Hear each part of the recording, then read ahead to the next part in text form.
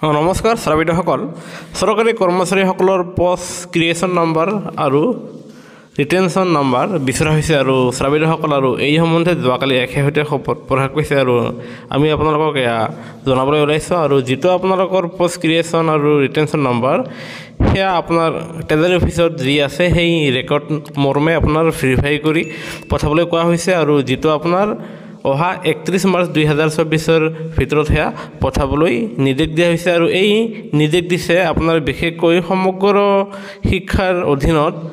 আপোনাৰ মিছন ডিৰেক্টৰৰ ফালৰ পৰা সকলো ডিষ্ট্ৰিক্টৰ ইনস্পেক্টৰ অফ স্কুল আৰু ডিষ্ট্ৰিক্ট এলিমেণ্টাৰী এডুকেশ্যন অফিচাৰসকললৈ এই জাননীখন প্ৰকাশ পাইছে আৰু যাৰ ফলত ৰাজ্য চৰকাৰৰ অধীনৰ 2 লাখতকৈ অধিক শিক্ষক কৰ্মচাৰীসকলৰ পোষ্ট ক্ৰিয়েশ্যন আৰু ৰিটেনশ্যন নম্বৰ আপোনাৰ 31 মাৰ্চত পোৱাকৈ সেয়া পঠাবলৈ কোৱা হৈছে। গুৰুত্বপূৰ্ণ ভিডিঅ'টো নিশ্চয় লাইক দিব।